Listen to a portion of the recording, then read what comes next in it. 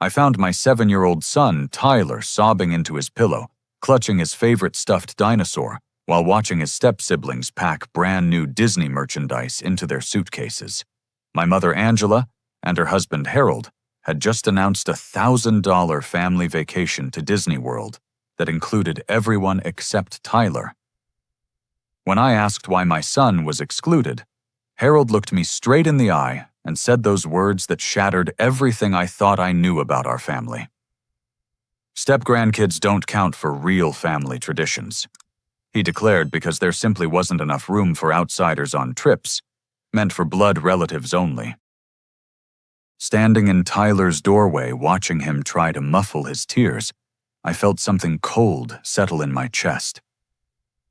For 5 years, I had been sending my mother $3,000 every single month to help support her new life with Harold. After my father passed away when I was 22, I built my consulting business from nothing into something substantial. Every month, without fail, I transferred that money believing I was investing in a loving environment where Tyler would feel welcomed and cherished after my divorce left him shuffling between 2 broken homes. That money had transformed Angela and Harold's existence completely. Their 4-bedroom colonial house in the suburbs with its manicured lawn and 3-car garage existed because of my contributions. The silver Lexus SUV sitting in their driveway bore payments I helped cover. Their granite countertops, stainless steel appliances, and the finished basement where Harold hosted his poker nights all came from my consistent support. I had calculated that over 5 years, my contributions totaled more than $180,000 in support for what I believed was our extended family unit. Initially, Tyler had been included in everything.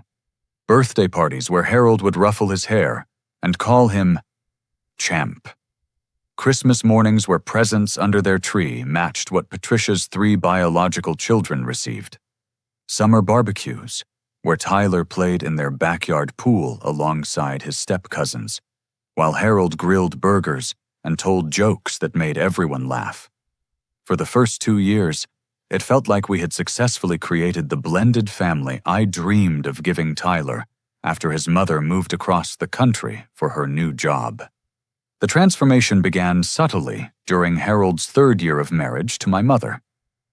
Tyler's assigned seat at Sunday dinners gradually shifted from beside Harold to the far end of their mahogany dining table near the kitchen entrance. Family photographs displayed on their living room mantel slowly featured fewer images, including Tyler's smiling face.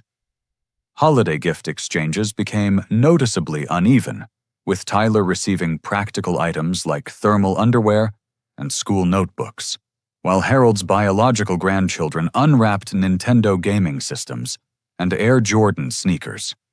When I mentioned these growing discrepancies to Angela during private conversations, she consistently reassured me that I was overthinking normal family dynamics. She promised that Tyler was loved equally, and that any perceived differences resulted from innocent oversights rather than deliberate discrimination.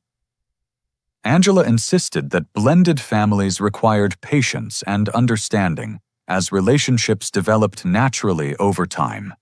Summer vacation planning revealed the first major exclusion that should have warned me about deeper problems. Patricia's 3 children, ages 8, 10, and 12, spent weeks researching theme parks and planning a trip to Cedar Point Amusement Park in Ohio. Tyler listened eagerly to every conversation about roller coasters and water rides, assuming he would participate in what sounded like an incredible family adventure. Harold announced casually that hotel reservations accommodated only 6 people, and that Tyler would spend that weekend with neighbors instead. The Disney World announcement represented a massive escalation in both expense and exclusion that eliminated any remaining doubt about Tyler's status in their family hierarchy. Patricia's children had been planning for months, researching character dining experiences and premium park passes that would cost more than most families spend on annual vacations. Angela showed me detailed itineraries featuring luxury resort accommodations, first-class dining reservations, and exclusive attraction access that demonstrated extraordinary financial commitment to this trip. Tyler had participated in every excited planning conversation, offering suggestions about rides and attractions he wanted to experience. He drew pictures of himself meeting Mickey Mouse and riding Space Mountain, while his step-cousins discussed matching family t-shirts and coordinated outfits for their magical week together. The announcement that 7 people exceeded accommodation limits and Tyler would remain home with neighbors crushed his innocent expectations completely. I called my mother that evening, hoping rational discussion might resolve what seemed like an obvious oversight in family planning. Angela answered cheerfully, discussing final trip preparations, until I explained how devastated Tyler felt about being excluded from what clearly represented the family vacation of a lifetime. Her tone shifted immediately as she transferred the call to Harold, who eliminated any remaining ambiguity about their position regarding Tyler's place in family decisions. "Nick, we appreciate your monthly contributions, but that money doesn't buy Tyler equal treatment in our family traditions." Harold stated with chilling directness that revealed years of hidden resentment. "Blood family comes first in important decisions like major vacations. Your financial support helps with general household expenses. Sure, but it doesn't make Tyler one of our real grandchildren. We've been using your contributions specifically for actual family members, and Tyler was never considered part of our inner circle for special events like this Disney trip." The telephone line went silent as Harold's words registered in my shocked mind. 5 years of believing my financial support was building Tyler's secure place in a loving extended family crumbled in 30 seconds of brutal honesty. Harold had confirmed that my son was nothing more than a tolerated outsider whose presence they endured in exchange for my monthly payments. Tyler's exclusion wasn't an oversight or accommodation issue requiring creative solutions. It was deliberate discrimination funded by the very money I sent, believing it would prevent exactly this kind of heartbreaking treatment. Harold continued explaining their perspective with matter-of-fact cruelty that revealed how thoroughly they had compartmentalized our financial relationship from any genuine family obligations.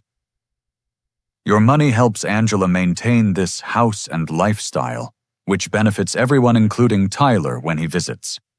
But major family experiences like Disney World are reserved for children who share our actual blood connections. Tyler gets plenty of benefits from living in a nice neighborhood and having access to our pool and game room when he stays here." I hung up the phone feeling physically sick as the scope of their deception became clear. They had been taking my money while systematically excluding Tyler from the family experiences that money made possible. Every dollar I sent, believing I was securing Tyler's emotional well-being, had actually funded a 2-tier system where he would always be the excluded outsider, watching more valued children enjoy privileges his father's generosity provided. Harold's blunt admission about Tyler's expendable status left me staring at my disconnected phone long after he hung up. My mind raced through years of family interactions, reframing moments I had interpreted as love and inclusion through the harsh lens of this new understanding. Had Tyler always been the unwanted outsider, I was too hopeful to recognize I needed concrete evidence about how my money had actually been spent versus the family unity I thought I was purchasing with monthly contributions. The next morning, I called Derek Sullivan, my accountant friend, who had helped me structure business finances since I started consulting 6 years earlier. Derek understood family financial dynamics from both personal experience and professional expertise, working with divorced clients, navigating complex support arrangements. He arrived at my office with his laptop and professional determination to uncover the truth about how Angela and Harold had managed my generous contributions over 5 years. Derek accessed bank statements and shared family accounts through estate planning arrangements established after my father's death. These legal documents had seemed like prudent financial planning at the time, allowing me to help my mother while maintaining oversight of how my support was utilized. Now, those same access rights would reveal the systematic abuse of trust Harold had just admitted during our confrontational phone conversation. What Derek's investigation uncovered made my stomach drop with sick realization about the depths of their deception. My monthly $3,000 transfers had funded far more than basic household expenses Angela claimed were necessary for comfortable retirement living. Patricia's brand new Honda Pilot had been purchased with a down payment that exactly matched 3 consecutive months of my contributions. Private school tuition for Harold's 3 biological grandchildren totaled $18,000 annually. Money that came entirely from accounts receiving my monthly support. Multiple family vacations over the past 2 years coincided perfectly with my payment schedule. Yet Tyler had been excluded from every single trip despite my money funding the travel expenses. Derek found credit card statements revealing designer clothing purchases for Patricia's children, expensive gaming systems, and electronics Tyler was never allowed to touch, and restaurant bills from costly family dinners that happened on nights when Tyler stayed at my house rather than with Angela and Harold. Even home improvement projects like their new deck and outdoor kitchen had been funded by my contributions, while creating spaces where Tyler was made to feel unwelcome during family gatherings. The deck furniture cost over $4,000 and accommodated exactly 6 people a number that conveniently excluded Tyler from outdoor family meals and entertainment. Their outdoor kitchen featured a high-end grill and refrigerator that Harold used for hosting friends, while Tyler was specifically told not to touch anything during visits. The most disturbing discovery came through property records Derek accessed using his professional research credentials. Angela and Harold had been documenting my contributions as gifts rather than family support, meaning they owed no legal obligation to include Tyler in how that money benefited the household. To government agencies and any potential legal challenges, I was simply a generous son helping his mother, rather than a father paying for his child's inclusion in blended family arrangements. Derek's investigation revealed that Harold had been systematically misrepresenting our financial relationship to extended family members and community acquaintances. Harold told neighbors and friends that I was struggling financially and that he and Angela were generously supporting their needy son and grandson out of familial obligation. This narrative painted Harold as a successful provider, helping his struggling stepson, rather than revealing the truth that their comfortable lifestyle existed entirely because of my business success and monthly generosity. They had completely inverted our actual relationship to maintain social status while taking my money. Harold attended community events and business networking functions portraying himself as a retired executive supporting his family, rather than acknowledging his dependence on my contributions for maintaining their suburban lifestyle and social activities. The final devastating discovery came when Derek found recent legal documents establishing education funds for Harold's 3 biological grandchildren. These funds totaled $47,000 and specifically excluded Tyler by name in the legal documentation that established beneficiary rights. The timing and amounts corresponded exactly with my contributions over the past 18 months, proving that they had taken my money and used it to secure educational futures for children who shared Harold's blood, while explicitly ensuring Tyler would receive nothing despite being funded by his father's unwitting generosity. Derek printed comprehensive documentation showing the systematic conversion of my family support into discriminatory benefits that excluded Tyler while enriching Harold's biological family members. Bank transfers, credit card statements, property records, and legal documents told the complete story of financial abuse disguised as grateful family assistance. Every dollar I sent, believing I was building Tyler's security, had actually created a parallel family economy where his presence was tolerated, but his interests were never prioritized. I sat in my office conference room staring at spreadsheets and bank records that revealed 5 years of emotional manipulation funded by my own money. Tyler had been psychologically abused into believing he belonged in a family that systematically excluded him from experiences his father's generosity made possible. The Disney World exclusion wasn't an isolated incident, but rather the culmination of a pattern designed to remind Tyler of his inferior status, while extracting maximum financial benefit from his father's love. Harold's casual cruelty during our phone conversation now seemed like calculated honesty rather than emotional outburst. He had been planning this conversation for months, waiting for an exclusion so obvious that even I couldn't rationalize it away. Harold wanted me to understand Tyler's permanent place in their family hierarchy, while ensuring my financial contributions would continue under threat of complete exclusion from Angela's life. The documentation Derek assembled would become crucial evidence in the legal and financial reckoning that Harold's arrogance had made inevitable. His admission that my money didn't buy Tyler equal treatment was about to cost them everything they had built using that same money. Harold had no idea that his moment of brutal honesty had just triggered the most expensive conversation of his entitled life.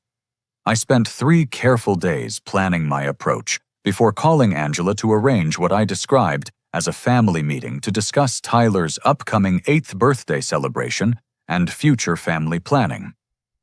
My strategy required professional witnesses and comprehensive documentation. So I asked Derek to accompany me as a financial advisor, reviewing family expenditures for tax planning purposes.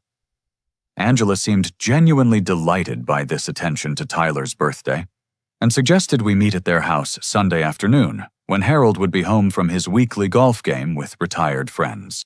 Derek and I arrived with matching professional portfolios containing printed bank statements, transaction histories, property records, and legal documents organized chronologically to tell the complete story of financial abuse spanning 5 years. Angela greeted us warmly at their front door, offering coffee and homemade cookies, while commenting on how wonderful it was to see Nick taking such thorough interest in family financial planning for Tyler's future security. Harold emerged from their master bedroom wearing expensive golf attire that my money had purchased, extending his hand for confident masculine handshakes that demonstrated his assumption of continued authority over family decisions affecting Tyler. His relaxed demeanor suggested complete confidence that this meeting would affirm their established pattern of taking my money while maintaining control over how family benefits were distributed among children they considered worthy. I began our discussion with genuine gratitude for the role Angela and Harold played in Tyler's life, acknowledging their willingness to include him in their household activities, and expressing appreciation for the stability they provided during my difficult divorce proceedings 3 years earlier. This positive opening seemed to reinforce their expectations about continued financial support, while I prepared to reveal documentation that would shatter their comfortable assumptions completely. Derek professionally presented our financial analysis, spreading printed statements across their dining room table to show every monthly transfer alongside corresponding expenditures that systematically excluded Tyler from family activities funded by those exact contributions. Angela's face grew pale as the undeniable pattern emerged, while Harold maintained defensive composure, clearly recognizing that his honesty during our previous phone conversation had created this uncomfortable accounting of their discriminatory spending habits. I honestly never realized how the money was being allocated among different family activities, Angela whispered with apparent shock as Derek's research revealed the systematic exclusion his documentation proved. I love Tyler like my own biological grandson. This pattern wasn't intentional discrimination against Nick's son. Harold's immediate response revealed his true character and eliminated any doubt about his long-term intentions regarding Tyler's place in their family structure. Instead of acknowledging the obvious unfairness, Derek's evidence demonstrated Harold doubled down with aggressive justification that made his discriminatory attitudes absolutely clear to everyone present. Nick, you're being completely manipulative by tracking our household expenses like some kind of controlling accountant, auditing our personal spending decisions," Harold declared, while standing to pace their living room with agitated energy. "This is exactly how blended families work in the real world outside your idealistic expectations. Your monthly contributions don't automatically entitle Tyler to equal treatment with our biological grandchildren, because family loyalty isn't something money can purchase from people who understand actual blood relationships." Harold continued his defensive explanation with increasing aggression that revealed years of resentment about my financial support and expectations about Tyler's inclusion.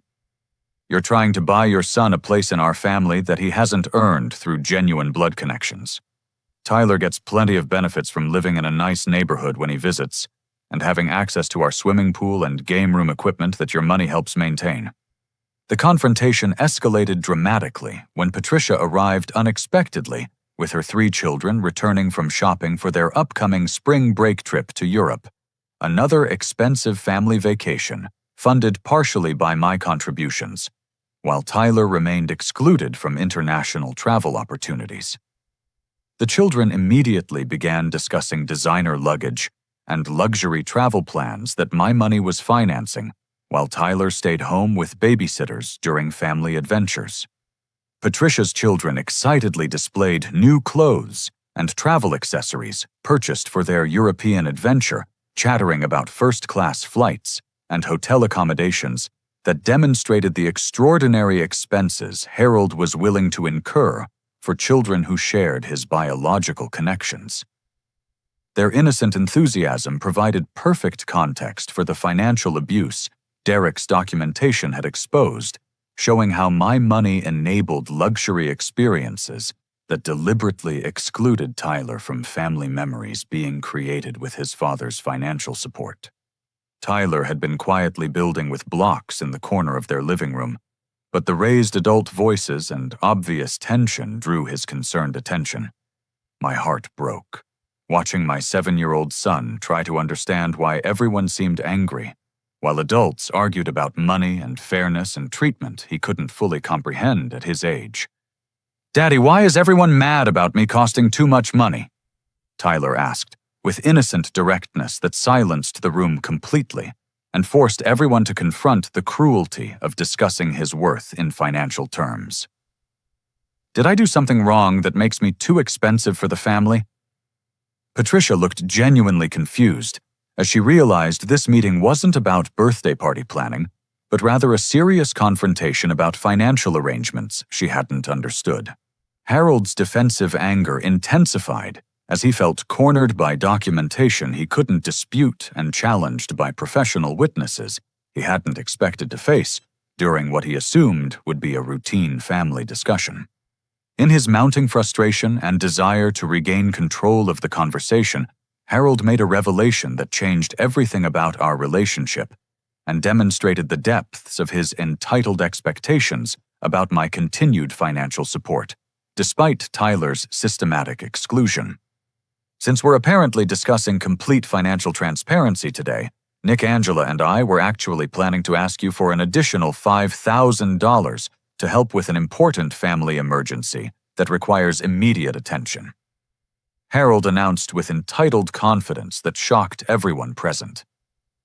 "We found the perfect vacation property investment in Florida and need assistance with the down payment to secure this opportunity before someone else purchases it." Derek immediately requested specific details about this property purchase, while I struggled to process Harold's incredible audacity in requesting additional money after admitting that my current contributions funded systematic discrimination against Tyler. Harold proudly retrieved property documents he had already signed, eager to demonstrate the sophisticated real estate investment opportunity he expected me to help finance for their family's long-term benefit. The legal documents Harold presented revealed everything I needed to understand about their permanent intentions regarding Tyler's place in family planning. The property ownership structure explicitly listed Angela, Harold, and Patricia as authorized users with absolutely no provision for Nick or Tyler to ever access the vacation home they expected me to help purchase. They wanted my money to buy their exclusive family retreat, while ensuring my son would never benefit from the investment his father's generosity made possible. The Florida condominium deed included specific language restricting usage rights to immediate family members defined as Angela, Harold, Patricia, and Patricia's 3 children.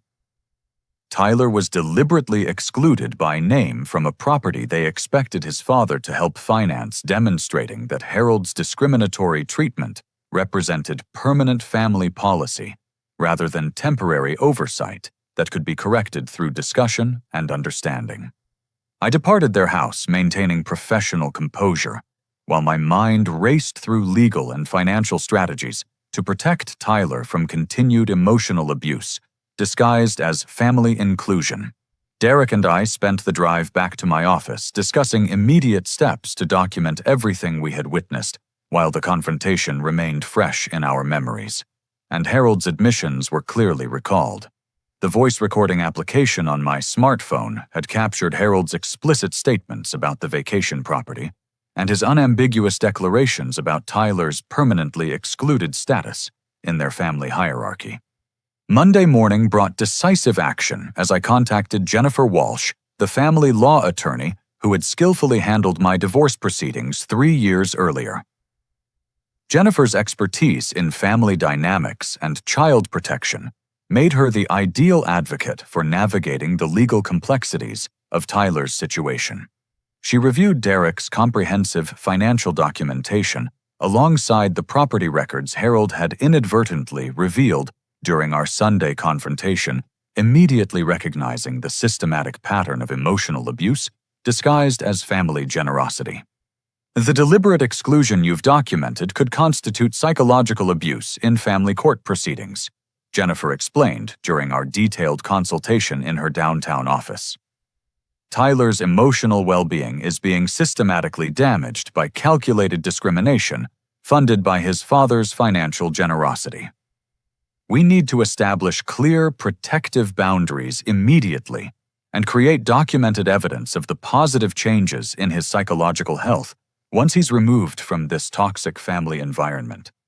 Jennifer also connected me with Dr. Sarah Martinez, a licensed family therapist specializing in blended family dynamics and childhood emotional development issues.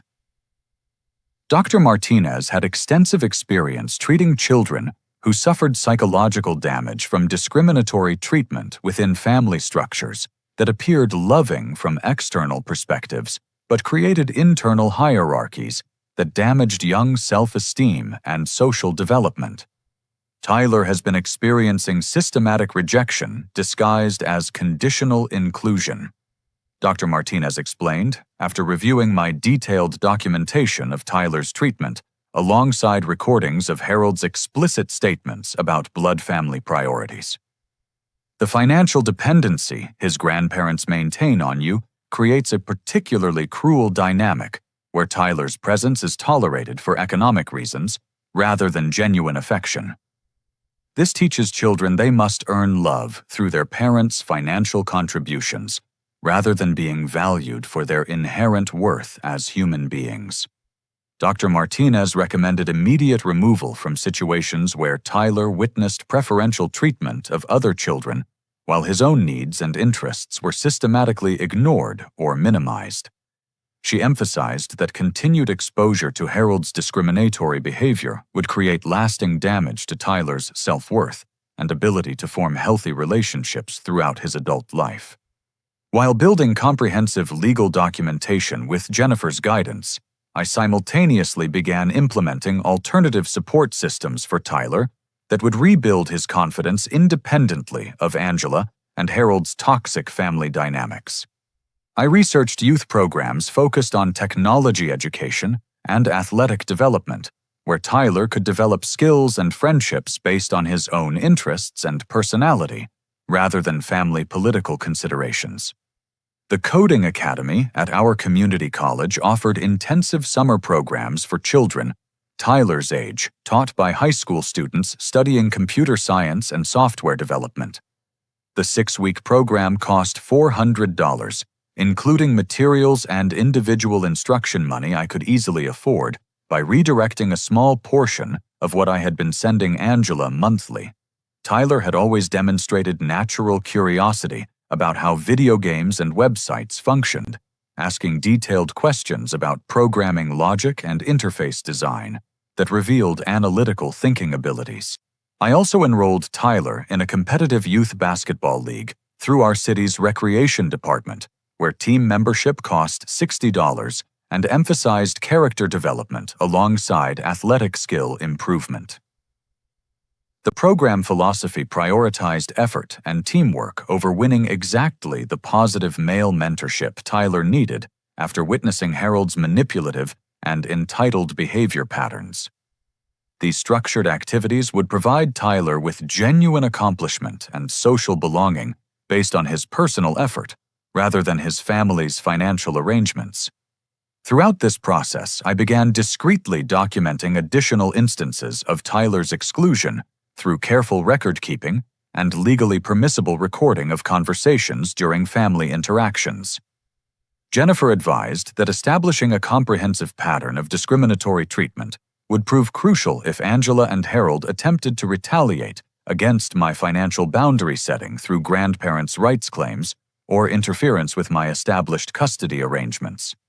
However, Derek's continued investigation revealed that Harold had been actively spreading damaging rumors throughout our community that threatened both my professional reputation and my ability to maintain the client relationships that supported Tyler and me financially. Through mutual acquaintances at our country club and professional networking events, Harold had been systematically portraying himself and Angela as charitable grandparents, supporting their financially irresponsible son and his problematic child. These calculated lies had reached several colleagues in my consulting business through social connections I hadn't considered vulnerable to Harold's manipulation. Harold told other business owners that I was struggling with money management, and that he and Angela were helping me maintain my lifestyle while I learned to handle professional responsibilities more effectively. This false narrative contradicted my actual business success and threatened client confidence in my professional competence and reliability. The revelation that Harold was actively undermining my professional reputation while simultaneously taking my money represented a new level of betrayal that demanded immediate legal response.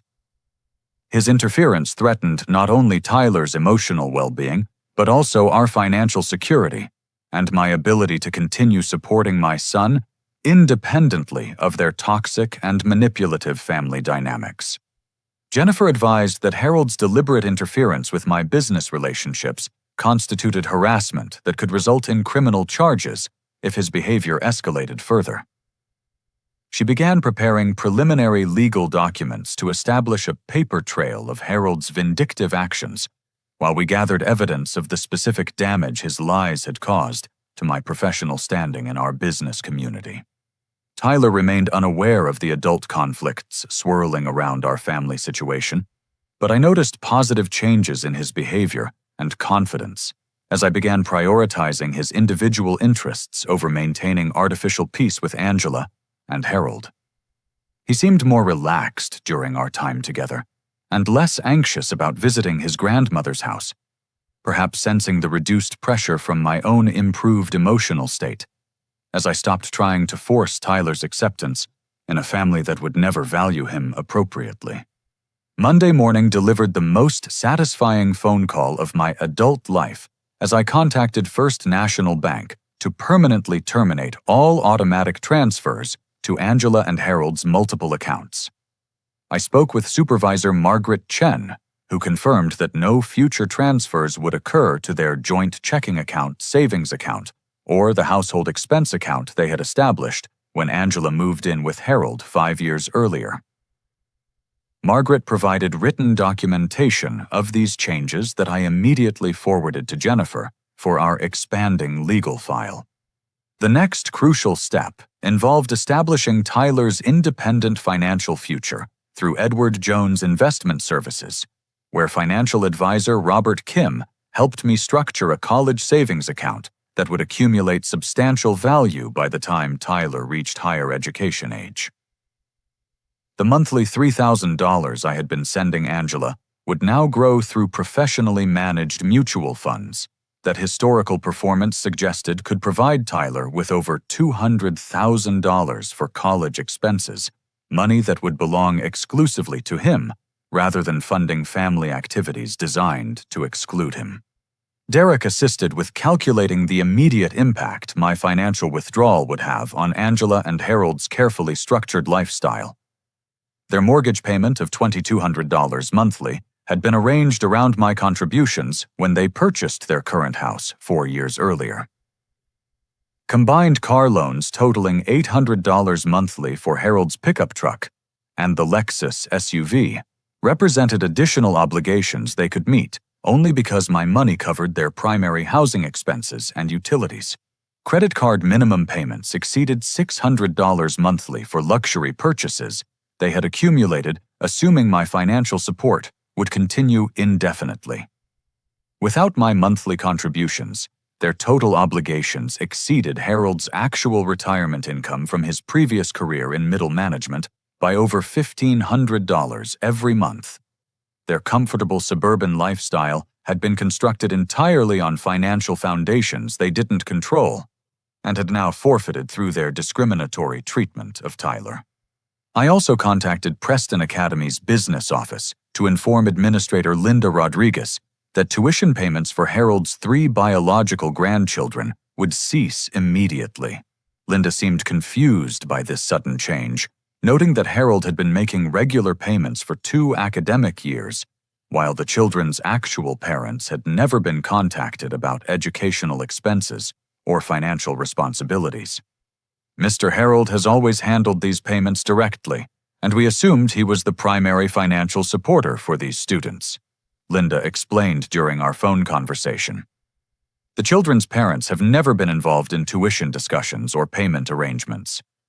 I clarified that Harold's payment capability had always depended on financial support from family members who were withdrawing assistance due to personal circumstances beyond Harold's control.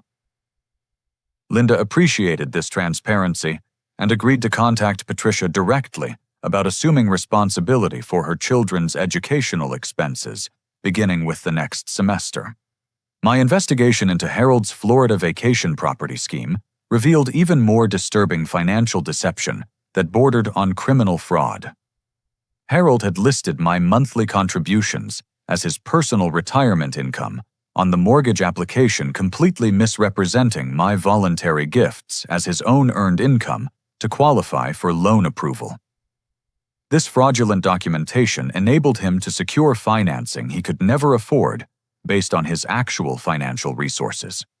I contacted mortgage broker David Park, who had processed Harold's application, to inform him that Harold's stated income was based entirely on financial support that was ending immediately.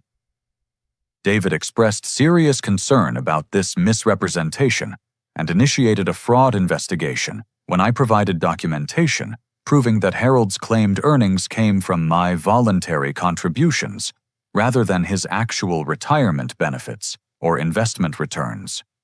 The mortgage company's fraud investigation threatened immediate loan cancellation and potential criminal charges for deliberately providing false income information on official lending documents. Harold's deception wasn't simply optimistic estimation, but rather calculated misrepresentation designed to secure financing he knew he couldn't afford without my continued support. Within 10 days of implementing my financial boundaries, the pressure on Angela and Harold became undeniably severe. Angela called me multiple times, crying about unexpected bills and asking whether some mistake had occurred with our banking arrangements.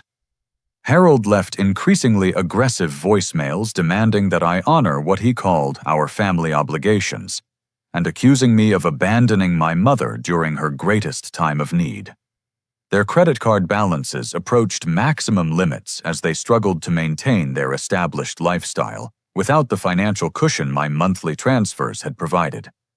Late payment fees and penalty charges compounded their growing debt crisis, as bills accumulated faster than Harold's limited retirement income could address. The private school situation created additional family tension when Patricia received official notification that tuition payments had stopped and her children would be withdrawn from Preston Academy unless immediate arrangements were made with the actual parents rather than their grandfather. Patricia confronted Harold about financial arrangements. She hadn't understood creating explosive family conflict, as she realized her children's private education had been funded by money that rightfully belonged to Tyler's future, rather than her family's current lifestyle. Patricia's angry discovery that Harold had been using my money to pay for her children's education, while systematically excluding Tyler from family benefits, created the first serious crack in their united front against my boundary setting. She began questioning other financial arrangements and demanding transparency about how Harold had been managing what she now understood was Nick's generous support rather than Harold's personal wealth. But Harold's desperation pushed him beyond family conflict into territory that threatened my professional livelihood and constituted potential criminal behavior. Rather than accepting responsibility for their financial dependency and working toward sustainable solutions, Harold decided to attack my business directly through interference with client relationships that could destroy the income sources supporting Tyler and me. Harold's escalating vindictive behavior was about to cross legal lines that would transform our family dispute into criminal territory, where Jennifer's involvement would become absolutely essential for protecting both my business and Tyler's future security. Harold's interference with my professional relationships revealed the desperate depths of his character when faced with consequences for his discriminatory behavior toward Tyler. He systematically contacted my 3 largest consulting clients, falsely claiming that I owed him substantial money for childcare services and family support, while requesting that they redirect their payments to his personal account rather than paying me directly for legitimate professional services I had provided. Harold's lies to my clients included detailed fabrications about my supposed financial irresponsibility and claims that concerned family members were attempting to help me avoid bankruptcy by managing my income on my behalf. He presented himself as a responsible family financial manager, trying to protect my business relationships while ensuring that my obligations to elderly parents were met before I squandered money on personal expenses. Fortunately, my established client relationships and professional reputation provided protection against Harold's vindictive manipulation. Mark Thompson from Thompson Manufacturing called me directly after Harold approached him during a Chamber of Commerce networking lunch with his bizarre claims about having authority over my finances and business arrangements. "Nick, this strange situation occurred today, where an older man claiming to be your family financial manager approached me about redirecting your consulting payments," Mark explained during our phone conversation. "He insisted you were having serious money problems and that family members were trying to help you by managing your income. The entire conversation seemed completely inconsistent with your professional competence and our 3-year business relationship." Harold had made similar fraudulent contact with Peterson Engineering and Jennifer's law office, 2 other major clients who provided consistent monthly income essential for supporting Tyler and maintaining our financial independence. Both clients expressed genuine concern about Harold's interference while requesting clarification about my actual financial status and whether his claims had any legitimate basis in reality.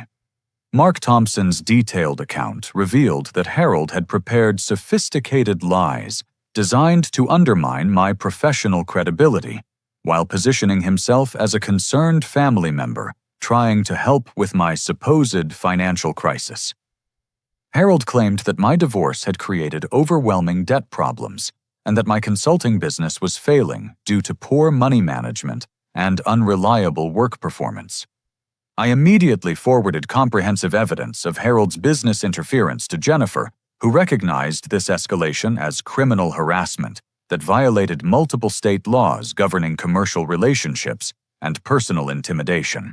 Harold's attempts to redirect my earned income constituted attempted fraud, while his false statements about my financial condition represented potential defamation that could damage my professional reputation permanently.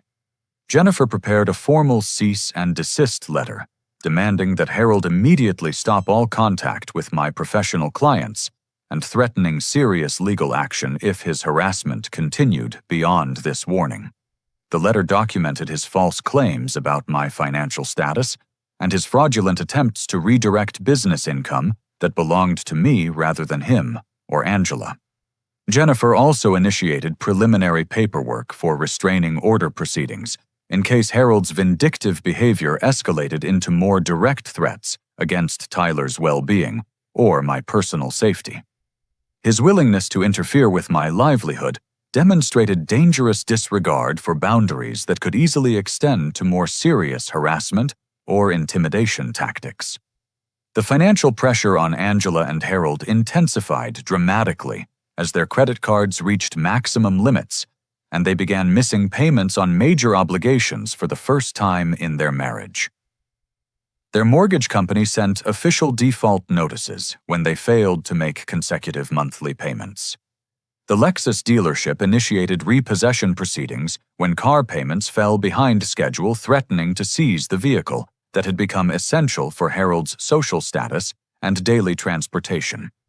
Late fees and penalty charges compounded their debt spiral exponentially as their inability to meet basic obligations created additional financial obligations they had even less capacity to address. Their credit scores plummeted as negative payment histories accumulated across multiple accounts, eliminating their ability to secure emergency loans or credit extensions that might have provided temporary relief. Patricia's anger toward her father escalated significantly as she realized the full scope of his financial deception and the impact his lies would have on her children's educational continuity. She had trusted Harold's claims about being financially capable of supporting her children's private school education, never understanding that their tuition was funded by money that could have secured Tyler's college future. Instead, Patricia faced the immediate choice between transferring her children to public school mid-semester or assuming educational expenses she couldn't afford on her salary as a dental hygienist. The private school's inflexible payment policies meant that partial payment arrangements weren't available, forcing difficult decisions about her children's academic continuity during an already stressful family crisis. Angela and Harold's marriage faced severe strain as the financial crisis exposed fundamental deceptions Harold had maintained about their economic security and long-term planning. Angela hadn't understood the extent of their dependency on my contributions or Harold's systematic lies about their financial position to mortgage companies, social acquaintances, and even Angela herself about their actual economic circumstances. Meanwhile, Tyler flourished in the coding academy and basketball programs I had enrolled him in, using money previously wasted on Angela and Harold's discriminatory lifestyle. Tyler's programming aptitude impressed his instructors, who noted his exceptional problem-solving skills and creative approach to software design challenges. His basketball coach praised Tyler's coachability and team leadership qualities that emerged when he felt valued for his individual contributions rather than tolerated for economic considerations. The stark contrast between Tyler's improved confidence and emotional well-being and the chaos consuming Angela and Harold's household provided clear evidence that removing him from their toxic environment had been absolutely the correct decision. Tyler stopped asking why other children received preferential treatment and began focusing enthusiastically on his own accomplishments and personal development goals. In a final desperate attempt to regain financial control over our family situation, Angela and Harold made a decision that would completely backfire and expose their manipulative character to legal scrutiny. They contacted family court to file for grandparents' rights over Tyler, claiming that I was deliberately alienating them from their beloved grandson, and that Tyler needed their stability and guidance for proper psychological development. Their petition included multiple false statements about their financial situation and their historical relationship with Tyler. They claimed they had been financially supporting me rather than receiving my monthly contributions, portraying themselves as generous grandparents being unfairly denied access to a grandchild they had always loved and supported.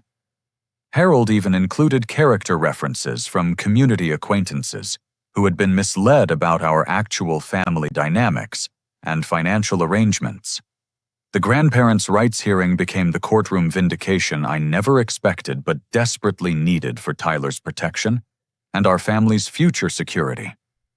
Jennifer presented overwhelming documentation of Angela and Harold's systematic financial dependency, their calculated exclusion of Tyler from family activities, and Harold's vindictive harassment of my business relationships that threatened our economic stability. The comprehensive evidence painted an undeniable picture of emotional abuse disguised as conditional family inclusion and financial manipulation designed to prioritize Harold's biological grandchildren over Tyler's psychological well-being. Judge Patricia Williams carefully reviewed bank statements showing my monthly contributions alongside Harold and Angela's corresponding expenditures that systematically excluded Tyler from benefits those contributions directly funded. She examined the education funds established for Harold's biological grandchildren, using money I had provided specifically noting the legal language that excluded Tyler by name, despite being financed entirely by his father's unwitting generosity over 18 months. This court finds compelling and disturbing evidence of financial abuse and discriminatory treatment that directly contradicts the petitioner's claims of loving grandparent relationships with the minor child, Judge Williams stated, after reviewing our comprehensive documentation. The evidence demonstrates that Tyler was systematically excluded from family activities, while his father's substantial financial contributions funded preferential treatment for other grandchildren. This behavior pattern demonstrates unfitness for unsupervised grandparent access, rather than supporting any expansion of custody rights. Judge Williams also reviewed recordings of Harold's explicit statements about blood family priorities and his admission that my financial contributions didn't entitle Tyler to equal treatment with children who shared Harold's biological connections. These recorded admissions eliminated any possibility that their discriminatory behavior resulted from misunderstandings or innocent oversights, rather than calculated emotional manipulation designed to extract my financial support while minimizing Tyler's family status. Angela's emotional breakdown during testimony confirmed everything our documentation had proven, while eliminating any remaining doubt about the psychological damage Tyler had endured in their household. Through tears and obvious shame, Angela admitted they had been fundamentally wrong in their treatment of Tyler and acknowledged that my financial support had enabled their comfortable lifestyle while they systematically excluded my son from family benefits and experiences. I realize now how terrible we were to Tyler and how wrong our priorities became. Angela sobbed before Judge Williams, while Patricia and Harold sat in stunned silence. Nick has been incredibly generous to our family for years, and we used his money to hurt Tyler, instead of including him equally with our other grandchildren. I love my grandson, but I completely understand why Nick can't trust us anymore with Tyler's emotional well-being. Angela's testimony revealed that she hadn't fully understood Harold's systematic manipulation of family finances or his deliberate creation of a two-tier system that prioritized his biological grandchildren while tolerating Tyler as an economic necessity. Her genuine remorse contrasted sharply with Harold's continued defensive justification of his discriminatory behavior and entitled expectations about my financial support. Harold faced potential criminal charges when the court learned about his mortgage fraud and systematic interference with my business relationships. The prosecutor reviewed evidence of his false income statements to mortgage companies and his attempts to redirect my client payments through fraudulent claims about financial authority he didn't possess. Harold's vindictive behavior had escalated from family conflict into criminal territory that could result in felony charges and potential imprisonment. Judge Williams granted our request for supervised visitation only contingent upon Angela and Harold completing extensive family counseling and demonstrating genuine behavioral changes over a minimum 6-month probationary period. She also issued a protective order prohibiting any financial discussions or requests during supervised visits, protecting Tyler from further economic manipulation or emotional pressure about family relationships. The court's decision provided Tyler with legal protection while establishing clear consequences for Angela and Harold's discriminatory treatment. Judge Williams emphasized that grandparent rights existed to protect children's well-being, rather than enabling continued emotional abuse by relatives who prioritized some grandchildren over others based on biological relationships. 6 months following the court decision, Tyler had transformed into a confident, emotionally healthy child who thrived in activities chosen specifically for his interests and developmental needs, rather than family political considerations.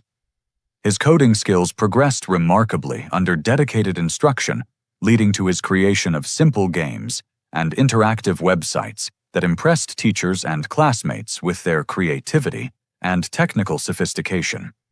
Tyler's basketball team won their division championship, with Tyler contributing crucial assists and defensive plays that coaches highlighted for demonstrating exceptional team spirit and strategic thinking abilities.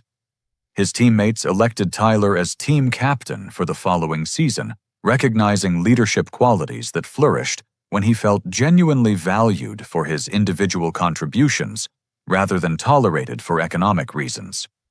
The monthly $3,000 I had previously sent to Angela and Harold grew substantially in Tyler's professionally managed college fund, accumulating over $28,000 during 6 months of proper investment strategies. This money belonged entirely to Tyler's educational future, rather than funding family activities designed to exclude him from meaningful participation and emotional connection. Angela eventually divorced Harold after recognizing how his manipulative behavior and discriminatory attitudes had damaged her relationship with her son and grandson beyond immediate repair. She moved into a modest apartment and began working part-time at a local medical office to support herself independently without relying on anyone else's financial contributions or expecting continued support from family members. Angela's supervised visits with Tyler focused entirely on his individual interests and accomplishments, without discussing past family conflicts or financial arrangements. She demonstrated genuine effort to rebuild their relationship based on Tyler's needs and preferences, rather than adult expectations or obligations. Tyler enjoyed showing Angela his coding projects and basketball achievements, while maintaining appropriate emotional boundaries that protected his psychological well-being. Harold faced bankruptcy proceedings when his mortgage fraud investigation resulted in immediate loan cancellation and substantial criminal penalties. Unable to maintain payments on their house without my financial support or qualify for alternative financing due to his fraudulent application, Harold lost everything and eventually relocated to another state to escape continuing legal consequences and community awareness of his criminal behavior. Harold's departure eliminated the primary source of toxicity and discrimination from our family situation, while allowing Angela the opportunity to rebuild her relationship with Tyler based on genuine affection rather than financial arrangements or Harold's prejudiced attitudes about blood family priorities. Patricia initially struggled with her children's transition from prestigious private school to public education, but eventually discovered that this change benefited their character development and social awareness significantly. Without Harold's entitled influence and expectations about preferential treatment, Patricia's children learned to value educational opportunities and develop appreciation for achievements earned through personal effort rather than family financial advantages. Patricia also apologized to me privately for not recognizing how my generous financial contributions had funded her children's privileges, while Tyler was systematically excluded from equal family benefits. She expressed genuine remorse about the emotional damage Tyler had suffered and committed to ensuring her children understood the importance of treating all family members with equal respect, regardless of biological relationships. Tyler never asked about Harold after the court proceedings concluded, but he maintained cautiously positive contact with Angela during her supervised visits. Their relationship rebuilt gradually based on Angela's consistent demonstration of changed behavior and authentic interest in Tyler's activities, rather than family financial dynamics or adult conflicts about money and obligations. The most profound lesson that emerged from this painful experience involved recognizing that financial generosity without clear boundaries becomes enabling behavior that ultimately harms everyone involved, including the people receiving support. My attempts to purchase Tyler's acceptance in a loving family had actually funded his systematic exclusion and emotional abuse, while teaching him that love was contingent on economic contributions rather than inherent human worth. Tyler's remarkable improvement in confidence and emotional stability proved that protecting his dignity and psychological well-being was infinitely more valuable than maintaining artificial family peace built on financial dependency and discriminatory treatment. He learned that his personal value doesn't depend on others' approval or inclusion, but develops through his own character effort and genuine relationships with people who appreciate his individual qualities. I realized that my father would have been proud of the boundaries I established to protect Tyler from continued emotional manipulation and financial exploitation disguised as family love. Sometimes the most loving parental action requires saying no to people who claim they care while demonstrating through their behavior that economic benefits matter more than genuine relationships or children's emotional well-being. Tyler and I planned an incredible summer vacation to Washington, D.C. and New York City, using money that had previously subsidized Harold and Angela's comfortable lifestyle while funding Tyler's exclusion from family experiences. We visited Smithsonian museums, where Tyler marveled at technology exhibits and space exploration displays that inspired his growing interest in science and engineering careers. Our vacation represented far more than tourist entertainment or educational experiences. It symbolized complete freedom from toxic relationships and strategic investment in genuine experiences that built Tyler's confidence, curiosity, and excitement about exploring the world beyond our hometown's limited perspectives. Every dollar we spent on museums, restaurants, hotels, and Broadway shows belonged to our authentic relationship rather than funding other people's family activities that deliberately excluded Tyler's participation. Tyler told me during our flight home that he felt grateful we didn't have to pretend to be wanted in places where we weren't genuinely valued anymore. His 8-year-old wisdom reflected emotional maturity developed through surviving discrimination and learning that authentic relationships require mutual respect and inclusion rather than financial arrangements or economic obligations between family members. Our story concluded with Tyler and me building a life based on genuine love, mutual respect, and shared experiences rather than attempting to purchase acceptance from people who never valued us appropriately or understood our actual worth as individuals. The $3,000 monthly that had funded our emotional pain and systematic exclusion now grows into Tyler's educational future, while we create memories and opportunities that reflect our true potential and deserved happiness. Have you ever faced a situation where you had to choose between maintaining family peace and protecting your child's emotional well-being from relatives who claimed to love them? Sometimes the most difficult decisions lead to the most profound personal growth and authentic happiness for everyone involved. If this story resonated with your own family experiences or financial boundary challenges, please share your thoughts and similar situations in the comments below. Remember to like this video if it helped you think differently about family financial relationships, and the importance of protecting children from emotional manipulation. Subscribe for more stories about standing up for what's right, even when it requires difficult confrontations with family members. Share this with someone who might need to hear that protecting their child's dignity is always worth temporary family conflict and social pressure. Thank you for listening to our journey from financial manipulation to authentic family relationships. And I hope you find the courage to prioritize genuine love over artificial peace in your own family situations.